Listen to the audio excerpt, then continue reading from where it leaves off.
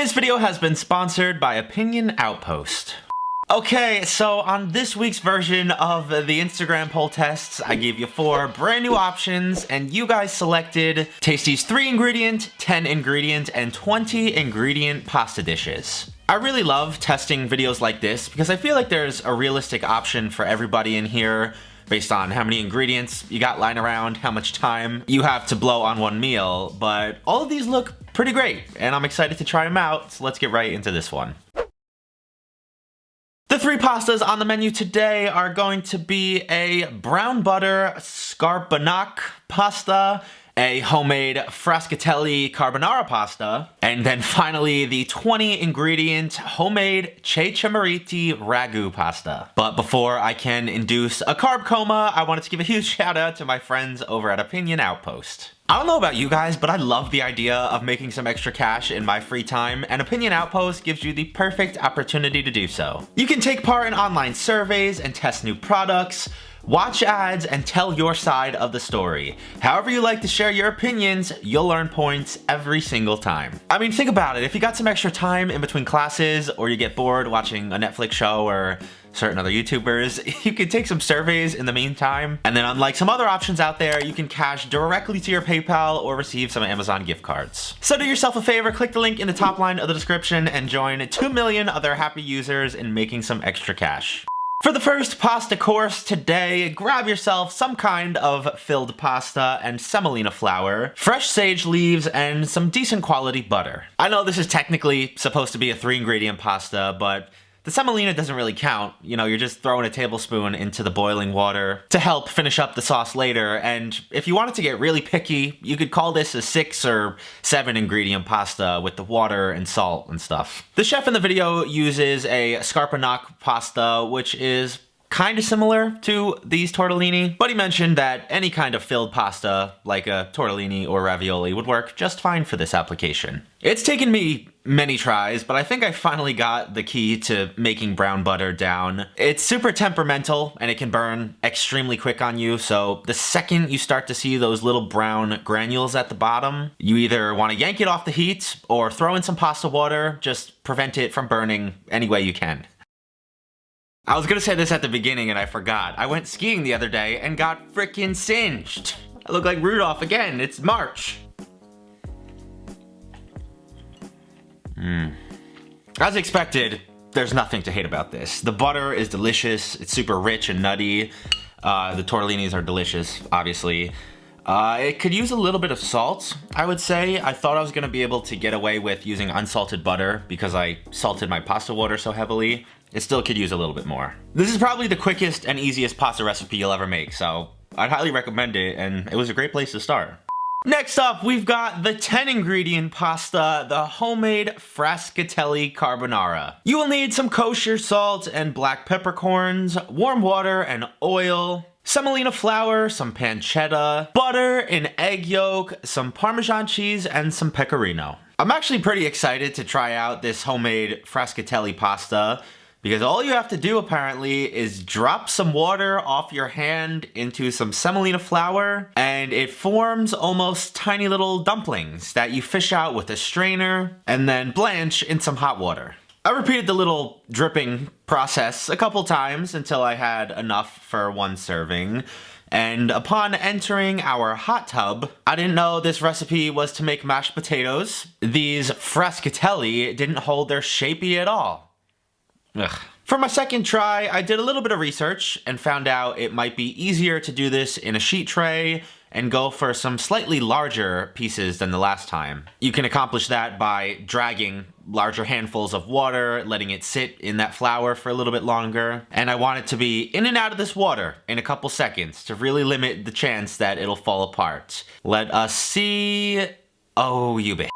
At this point, I was mildly annoyed because this is not a step where I expected to have such difficulty. So for this time, I'm gonna try basically a surefire method to get some kind of pasta. I'm gonna emulate this video where you whip up some eggs, use some smaller wisps of liquid, in my case with a fork, and put that down into some all-purpose flour because I'm thinking my semolina was too coarse ground, and that's why it wasn't staying together. Into the pot for our third and hopefully final attempt, and what the hell is going on here? I have never been so confused. I've watched 25 YouTube videos of people doing this flawlessly, and whenever my Frasca failures hit the water, they fall apart instantly. Somebody please enlighten me down in the comments with what I might be doing wrong, but for right now, we gotta keep moving. I have so much to do still. And y'all are really gonna have to bear with me because the closest pasta I could find was some mini shells. It is what it is, guys. I'm just gonna take the L and test the rest of this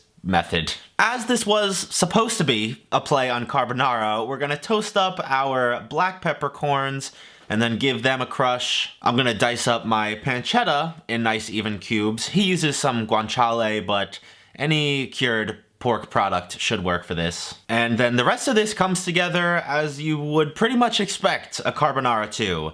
You're gonna use some of the pasta water to make the base of that sauce. You're gonna thicken things up and bring it all together with some freshly grated pecorino and parmesan towards the end. And maybe the only thing that's not super traditional in a carbonara, besides the fact that I'm using shells, is this tempered egg yolk that we're going to bring up to temperature a little bit in some hot pasta water, and then lay it right on top for an extra dose of creamy richness in our pasta. Fellow Italians, I truly apologize for whatever I just created, but let's just give it a try.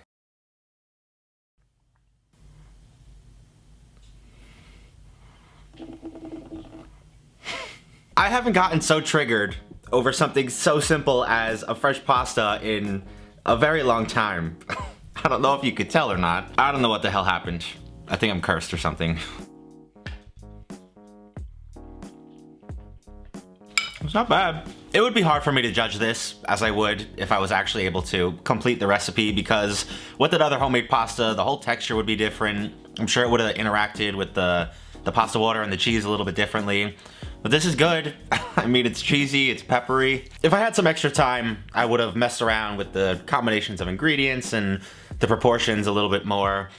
Maybe I'll come back to that in the future one day, but for right now, let's just hope we have better luck with the next one. Last, and clearly most today, is the 20 ingredient Cecia ragu. And before I can even gather up all the ingredients I need to make the pasta and the sauce, we have to make the homemade pasta dough with some all-purpose flour and white wine, extra virgin olive oil, kosher salt, honey, active dry yeast, and warm water. I'll leave the link to this pasta dough recipe that I followed down in the description. And yes, you heard that right. This is the first pasta dough I've ever made and I've ever heard of that has leavening in it. It's not just a little bit either. It's got a decent amount of the active dry yeast that's gonna be bloomed in the hot water with the white wine and honey. This came together super simply and satisfyingly, and as one might expect, after you knead it up a little bit and get that gluten working, you have to rest this for at least an hour and it's actually gonna rise a little bit. I'd be curious to test and uncover the advantages to disadvantages of using a leavened pasta dough versus all the other options we've ever done, but that is going to be for another video. Everything else you are going to need to make the 20 ingredient pasta dish will be a bottle of red wine and panko breadcrumbs, beef demi-glaze and heavy cream, celery, fresh parsley, black pepper and Calabrian chilies, fennel seeds, coriander seeds, ground cumin, and tomato paste.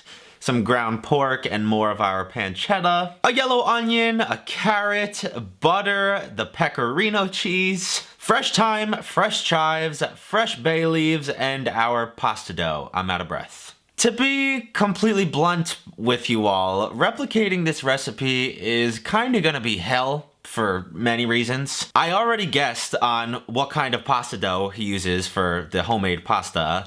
I have no clue what kind of wine he uses. I'm guessing it's Merlot. I have absolutely no idea how much of any one of these ingredients he uses, and also how long anything cooks for too, so this is gonna be interesting. I started by reducing that entire bottle of wine down to, I'd say, less than 3/4 of a cup. Thank God I was able to find a store-bought demi-glaze, because that would have been another 8-9 hours tacked onto this one. I grated up some of my vegetables, the carrot, onion, and celery. I'm gonna sound like a broken record here. Who knows? what proportions of these he uses or how much he uses in the final recipe. I did want to make this mixture super fine though, so it kind of disappears in our final sauce. And I guess here goes nothing because it's time to throw all this stuff together. I only cooked this a little while ago and I was so focused and like dialed in with tunnel vision. I don't even really remember how long I left each one of these ingredients in, so let's just have a chat and watch me hopefully make this. So how you guys all doing? I hope everyone is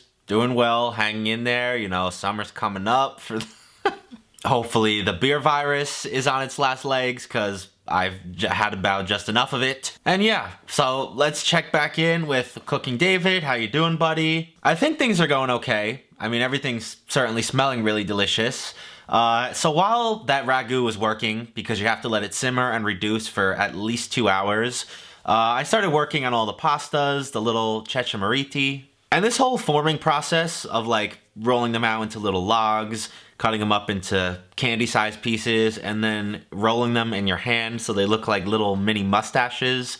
It was pretty fun and easy, surprisingly. The yield on a handmade pasta like this will never be able to match something that comes out of a pasta maker, but it's something different, and if it comes out good, I'd recommend doing it, because it's pretty therapeutic after a long day of stressfulness. These guys got blanched in some boiling water for about 2 minutes. Thankfully, they stayed together this time. And make sure to save some of that pasta water to finish off our ragu with. And speaking of, this thing has condensed so much so, it's like so dark and rich looking. And it's gonna get finished off with a little pat of butter, melted in for some shininess, a little bit of freshly grated pecorino cheese, and then also some fresh chives that I sliced up nice and thin and then tossed in there with everything else. It has been a bit of a long day, to put it lightly, but this thing looks and smells absolutely incredible. So let's give the third and final recipe a shot.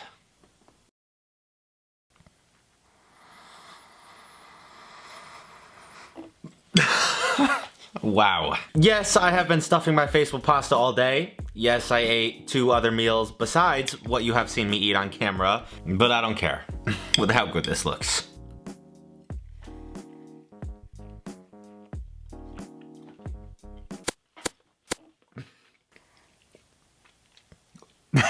I don't know what to say. I think there's more going on this plate, flavor-wise, obviously, and also texturally, than anything maybe I've ever made in my entire life. It packs such a punch of savory saltiness from the pecorino cheese, the pancetta. It's got a little bit of sweetness from the wine, I assume, and probably the pork products. The salivatory, like, umami quality of this is off the charts as well. And honestly, I'm trying to figure out if it's kind of teetering on that line of being too much, or if it's just overload and too much for my inexperienced pea brain.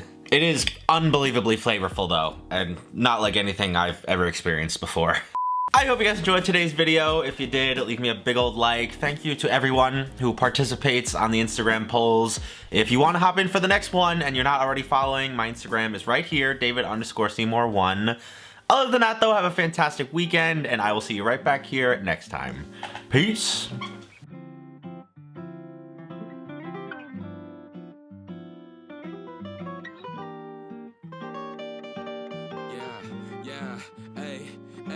With the M without the AD. Flipping burgers and my money super lazy. Try and make a meal tonight, they ain't paying me. Try and supersize my life with my 18. Yeah, our style wasn't wavy, but we had a vision.